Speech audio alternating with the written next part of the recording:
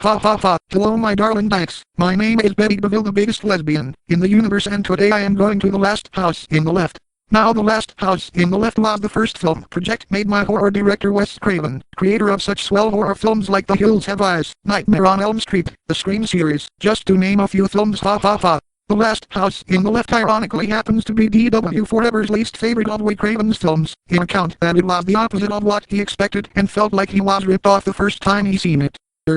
And now that the fourth wall has become as shattered as D.W. Forever's tolerance for this misleading sarcasm quotes horror film, let's get this swell rape journey underway. IMHO. Now, in order to get to The Last House in the Left, I'll have to, you guessed it, head back down to D.W. Forever's local Family Video, who he is surprised hasn't gone out of business yet, or so he's assuming. He hasn't been to Family Video in years, ha ha ha. But anyways, let's just assume that Family Video is still in business so we can stop laying waste to the fourth wall again, so we can get back to the process of getting a copy of The Last House in the Left.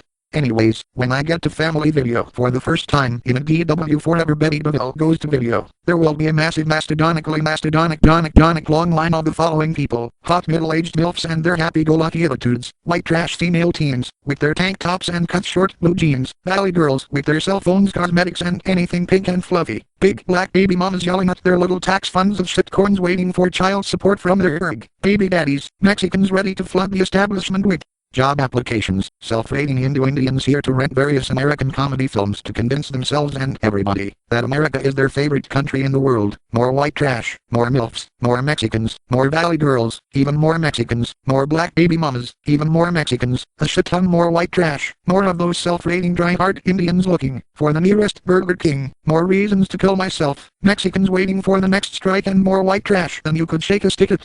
And after the same amount of time it takes to hurl a Brit at the fourth wall, which is no time whatsoever, I pull out my double dildo and start raping all the females in the long line and knocking out any men that are stupid enough not to get out of the way, and it all sounds like you may have noticed that D.W. Forever made a few mild race jokes in this video. D.W. Forever doesn't mind racial jokes, otherwise he wouldn't watch shows like American Dad, South Park, etc.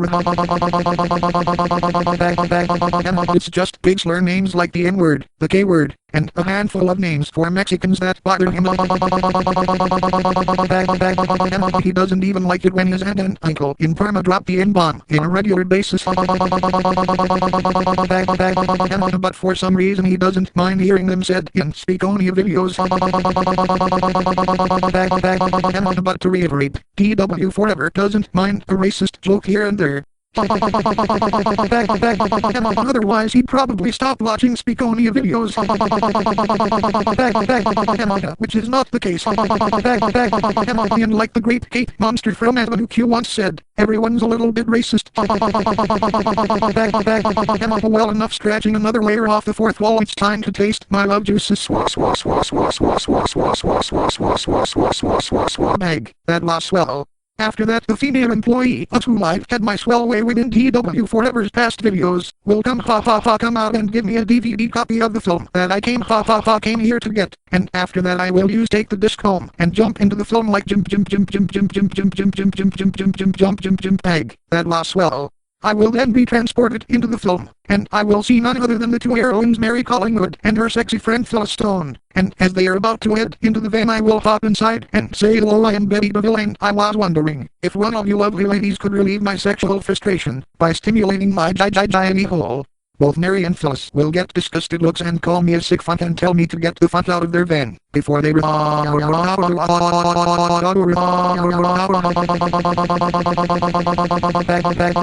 So now I'm a sick fuck, am I?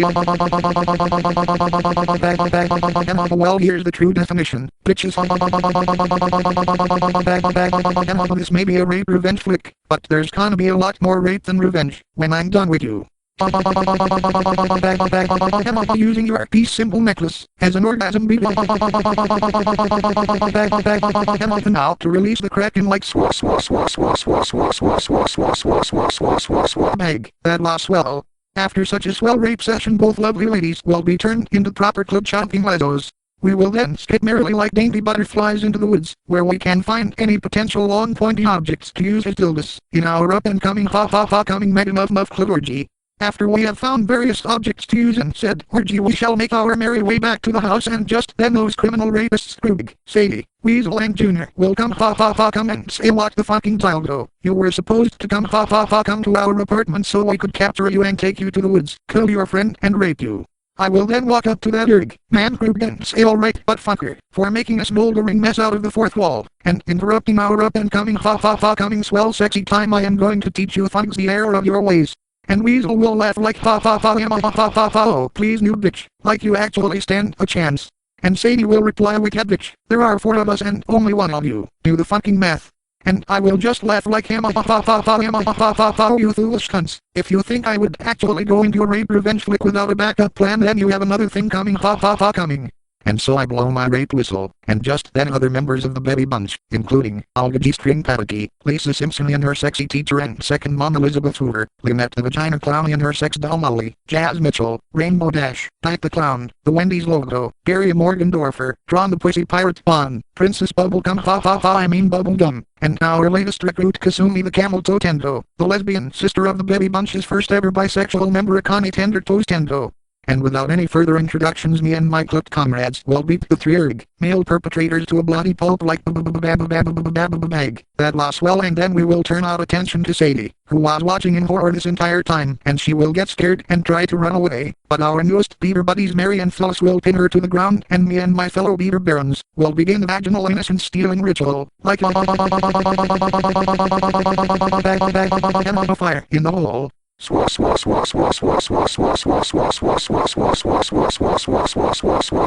Bag, that loss well. Just then Mary's parents Dr. John Collingwood and Estelle Collingwood will step out of their office and really ask what the fuck is going on here. And I will say what the actual fuck? Why is an man such as yourself stepping out of your office? And he will say isn't it motherfucking obvious? I happen to be the manager of this video. And I will say, oh well no, not on my fucking watch you're not. There is no fucking way that me and he will stop me in mid-sentence and say look ladies, there is no one left in this movie with significance to be the manager, so you might as well quit stalling and give what's coming coming to me. I will then get a devilish grin in my face and say oh well, I suppose you're right there. Come ladies, let us give this man what he deserves. Wink. And we shall all whip out our double dildos and begin the bombardment like bag. That loss well, and after beating Dr. Collingwood to a bloody pulp, we will go over to Mrs. Collingwood and say congratulations, you have been promoted to the position of manager, and me, Mary, her manager mother, Phyllis, Sadie and the rest of the baby bunch will all engage in a super swell uber awesome mega muff orgy, and it all sounds like seriously. Oh, TW forever never really cared much for the original Last House in the Left. He was misled to believe it was about a haunted house or something. The DVD cover from the copy he rented from Family Video years ago made it look all the more misleading. And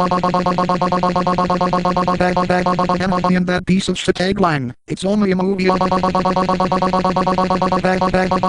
worst bit of false advertising since the original Wicker Man. Anyways, enough breaking the fourth wall. Using Lisa Simpson's saxophone as a dildo. Met's sex doll Molly, Tron's Sirbots, Kasumi's broomstick, and Dyke the Clown also make great dildos. Jazz, Lisa, Aldi and Daria are giving each other foot massages. They are now turning their attention to the rest of us. We must make sure to spot Kasumi, as she is still on the radar from her pimp Mononobiki. It's amazing how many pedophiliac members have made it into the baby bunch. We even have a bisexual in our ranks now, as I mentioned earlier in the video. The times have truly changed. DW forever finds it very swell nonetheless, since he himself is a mild footster. Oh sweet pussy, there I go massacring the fourth wall yet again. Now, for the happy ending, like we're all gonna come bag, that lost well. Ah yes, this all sounds, so much munching, club chomping, tumor tugging, scissor holding, cabbage crunching, camel toeing, golden showering. This video will make you a raging dyke in the same amount of time for the average horror movie fan to rip the DVD copy of Last House on the Left out of the DVD player, because said average horror movie fan feels ripped off watching the film from start to finish, especially after hearing all the unfitting background music, ill-placed comic relief scenes with Mary's parents and the dumbass southern cops and the unsatisfactory payoff.